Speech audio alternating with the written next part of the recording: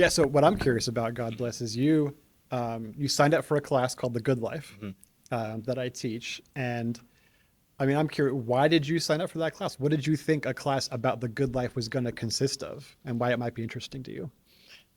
All right. So, in my humble opinion, I think there is so little that I know, honestly. Like, and as someone who wants to make an impact, you need to know more. You need to kind of delve more into the walls of knowledge.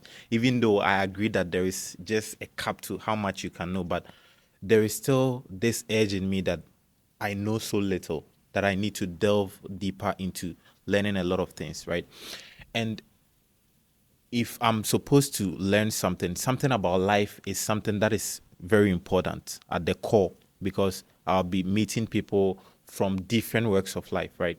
So I think getting into the class, one of the things that I had in mind was to broaden my scope of knowledge, learn more about what life really is, right? The second important thing is, as you mentioned at the introductory kind of like seminar during the class, our first day of meeting, you talked about the fact that this kind of thing that we'll be doing, this conversation we'll be having, these discussions that we'll be having, is something that will be so like valuable that we might not have the opportunity in our adult life to experience that kind of community where even people around you are paying attention to what you're saying and they are also sharing ideas on what life really is, the important things of life. And as I sat down there, I knew I was at the right space because it's kind of broadened my mind to get into this class and be willing to learn. And it has brought us here that today we are having this conversation. So I think I was approaching it as someone who see myself that I need to learn more, I need to know more, and secondly, to have an experience that I will not get anywhere in my life. It's not just about the grades or like passing the class, but I believe there is something valuable that I can learn out of the class that I can translate in various sectors of my life. So yeah. And I've asked you this question before that why do you teach this class? So why do you want to teach the good life? Yeah, I mean, first of all, it warms my heart to hear you have that perspective. I feel like when I was your age and I was in Mm, college and I was exploring all these new things and the world was open and beautiful and unknowable in a mm, sense to me, I took a philosophy class my freshman year and it just rocked my world. It was like, mm, this is what I've always been looking for, but didn't know existed. yeah. And I know that's weird. Like most people aren't like that. I'm weird. I get that. You're probably weird too, right? Um, It's in a good true. way, good weird, right? Not bad Yeah, weird. it's a good It's way. a It's good a good weird. way. Yeah. And so that I share that Mm, same perspective. Like I want to take these ideas and think about how they practically apply to my mm, life and what matters in life mm, ultimately.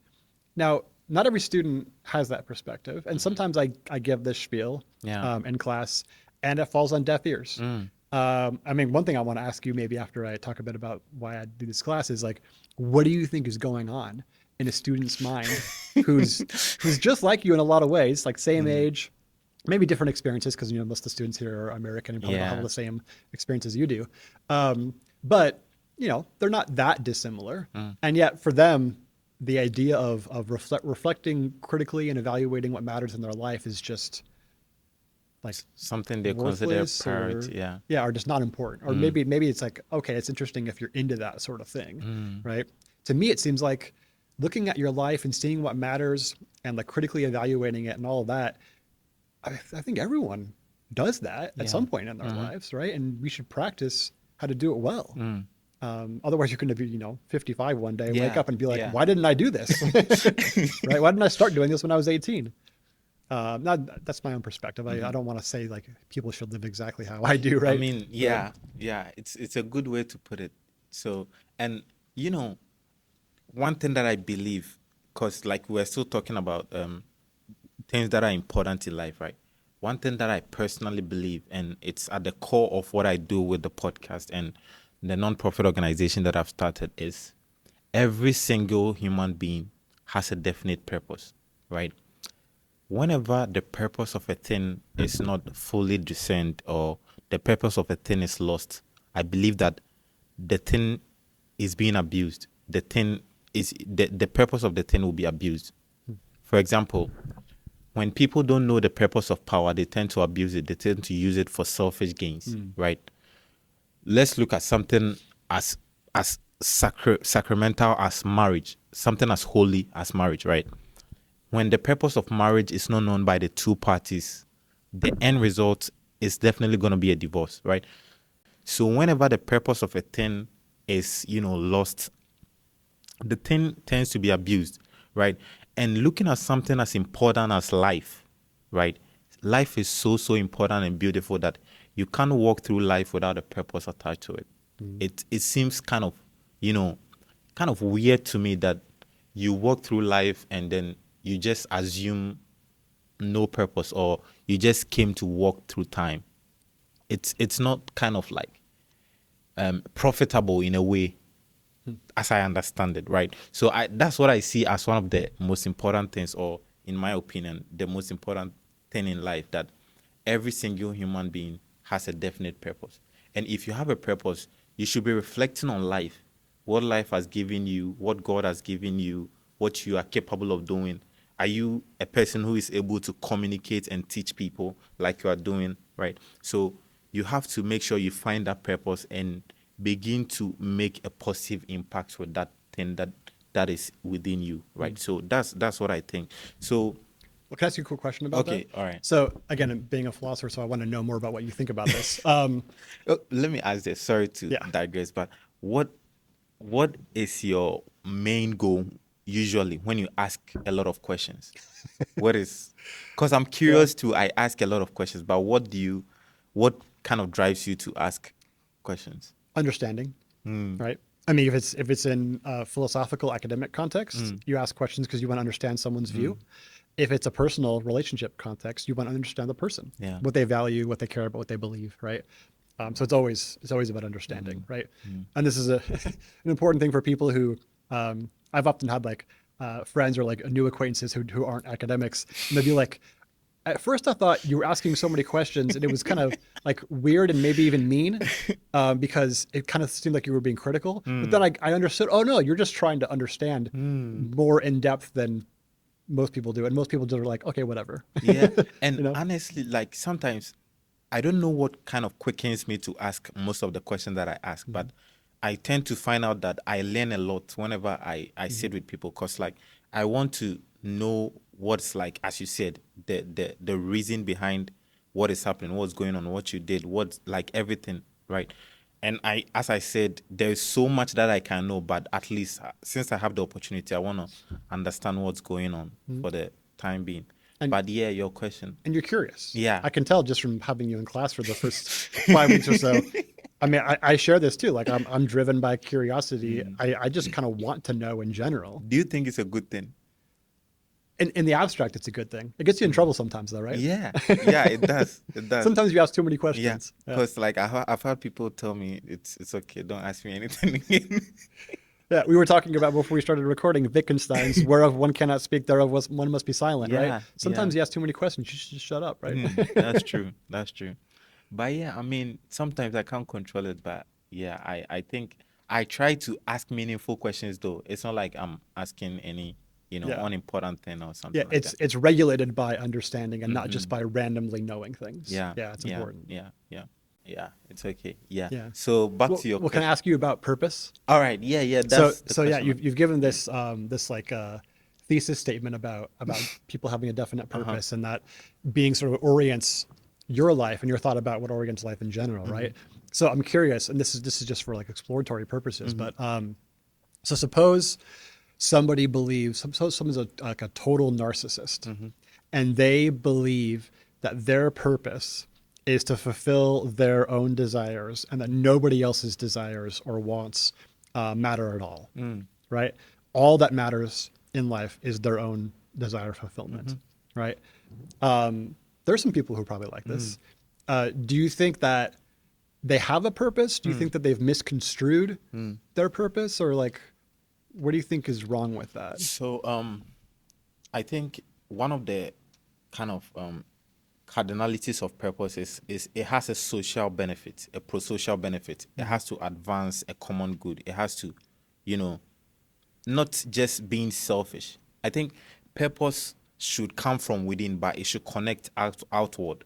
It should give like something good. It should bring something out to make people, not just feel something, but kind of like benefit from what you are doing. Purpose always has this pro-social benefit attached to it. Anything that you do that is at the core narcissistic or like basically selfish, then it means you are just living to serve yourself, right? And I think God made it in that way so that as social creatures, we can be interdependent, right? So purpose becomes like this cup which shows you are giving back to people. Like it becomes a way of you showing appreciation to life, right? Because life has been good to you in a way, right? If you are able to sail through life to enjoy some of the good things that life has to offer to you, then I think you have to let your purpose come out to benefit other people. It shouldn't be narcissistic. So in a way, I'm not kind of like directly answering your question, but I'm just proposing the other side of what I know as purpose should be something that benefits other people.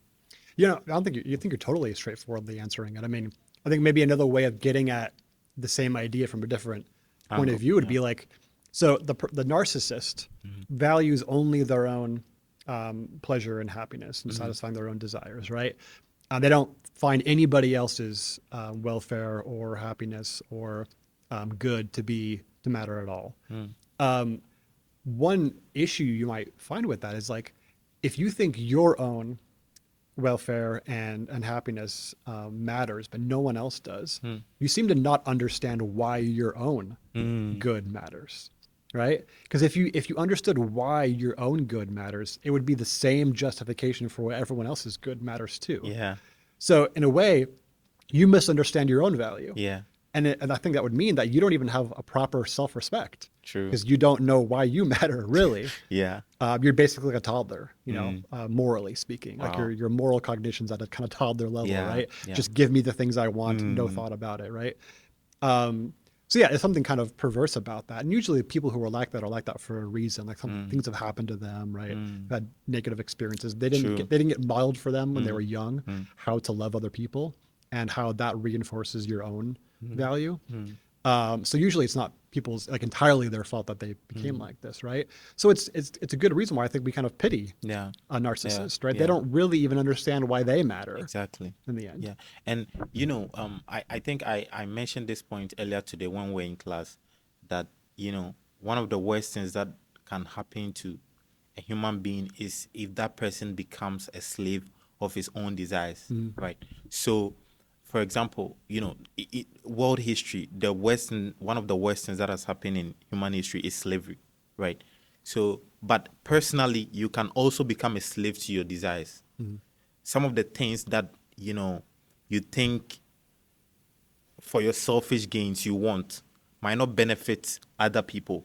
But if you succumb to it, if you submit yourself as a slave to that desire, you might do it and sometimes at the end of the day regret it, right? So people who kind of do things at the core for their selfish gains, they are not trying to, live a purposeful life. They are just being slaves to the kind of desires that they tend to have, right? Yeah, not understanding your own value means even if you think that you're living out your purpose by serving yourself, right?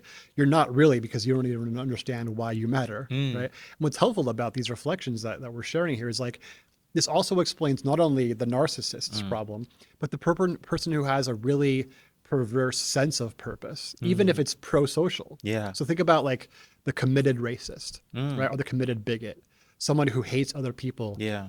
for unjustified reasons, right? That, and in one sense, that person has like a quote unquote pro-social purpose, right? Yeah. Maybe they sacrifice to bring about their racist utopia or whatever, right? People have done that in the past, Yeah, right? yeah. And what's wrong with that, other than obviously being, morally abhorrent and intellectually, it's going to be based on false beliefs, right? In addition to all that stuff, the fact that they have this hatred for other people for an unjustified reason, again, makes them value the wrong things about themselves. True. Like the person who values themselves only because they're white doesn't understand why they matter, right? That they matter because they're a person, right? They don't understand that because if they did, then they would also not hate these other people That's who true. are just like them in Yeah. the sense of being a Yeah. person, right? Yeah. So it helps us show like why some purposes Hmm. are going to be misconstrued. They're going to be immoral, right? And not things that are going to bring you any sense of like meaning or true fulfillment in the end, even if you accomplish them. So we've talked about a lot of things: purpose, knowledge, life itself. I want us to talk about the factor of God in life. How do you think God plays a role in life? I mean, again, intellectual humility, man. If I knew, if I knew, I would have become a priest or a pastor. Yeah. So. So, I mean, you don't know this about me, but when I was in college, I was studying to be a pastor. Um, that was what I wanted to do. Wow. I was deeply religious, and I wanted to shepherd people, and I felt like it was my calling to do that. And then I took some, philosophy classes, and then I got poisoned by philosophy, and then I ended up where I am today, loving academics and stuff. But what's important is I don't think that I've really changed all that much because I see teaching as like my pastoral ministry. That's what I was about to say, Yeah. because like it's still kind of communicating to people what you have within, but it's in a different kind of field or dimension or way, but it's still kind of like the same inherent thing. That's why I said in the beginning that based on how we were designed, like we have something inherent that we need to make it known to the world in a beautiful and a better way. That's how we express our purpose, right? So we have to make sure we find that thing and then explore all that and kind of deploy ourselves to make sure that thing is delivered to the world, right? It's a way that, God translates his gifts through us to the world, right? So back to the question. Yeah, so I could probably talk mostly just from my own perspective, right? Yeah. I mean, again, intellectual humility. If I knew God's role in life, I would have a different job. That said, I do think that my personal ministry, like my purpose in life, I believe, I have several, like my family and friends, and serving them and loving them is a super important part, right? But in terms True. of like my vocation, what I'm called to do, I believe is teaching, and that's how I think I fulfill that sort of spiritual responsibility that I have to the world. I had trouble in college. I had existential crises. I had friends that suffered, some that took their own lives. I had a difficult time. Yeah. Not the most difficult, certainly, but it was difficult for me, as it is for a lot of Yeah. kids that Yeah. age. And I got through it in part because of people who loved me and cared about me, and who helped me, even though it wasn't really their job or to their personal benefit Yeah. necessarily to do so. And I got through that time, and I decided pretty soon after that, like I want to do that for other students. I want to teach them, and I want to intellectually help them.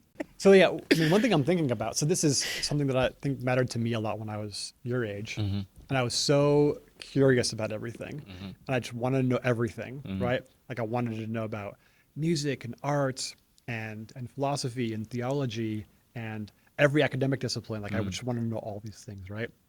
One of the things I think younger people maybe struggle with without really realizing it is that so many things in life matter, and it's hard to know which avenue to go down, other than what you're just naturally inclined towards. And sometimes that can lead you astray, right? Because your natural inclinations might be like leading you down the wrong path. You might have sort of, unformulated desires that you haven't really thought deeply about or Yeah. evaluated at a really deep level. So, I mean, how does a young person who's, as you are, curious about a lot of things, how do you narrow down that huge list of things that you could do and think, Yeah. oh no, this is the thing, or these are the things that are actually my purpose? I think, when you have a lot of things in front of you, like a plethora of things, and you don't focus on one thing, you tend to achieve nothing. That's like, it's been proven over the ages. So it's good to kind of like fine tune the kind of direction that you are going to. the kind of, you need to be very focused, right?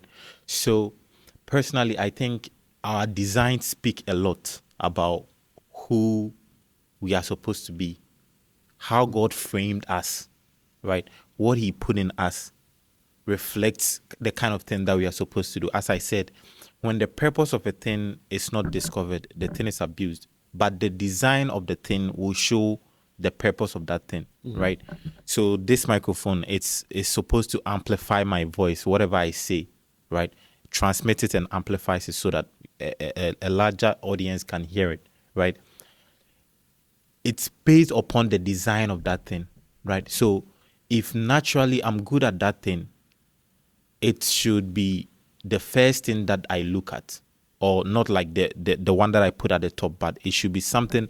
If I'm fulfilling a purpose, I should be good at that thing because I need to serve people with that thing. I need to be designed to be able to, fit that kind of problem. Any purpose that we are fulfilling solves a problem one way or the other, right? So I should be, first of all, be good at what I'm about to fulfill, that thing that I'm about to do. And also, as I said earlier, pro-social benefits. Is this thing needful in our day and age right now? Right? There are certain things that are good but are not relevant today. For example, a typewriter that was used back in the days is not really relevant right now, right? Keyboards are doing everything, right? So if you discover that you have something that you are capable of using this gift, this talent, this kind of treasure that is in you to benefit other people. First of all, you need to be good at it, and second of all, you need to find the need. It's like in business or something like that. It needs to be niche specific, targeted to a specific people, because you can't solve all the world's problems.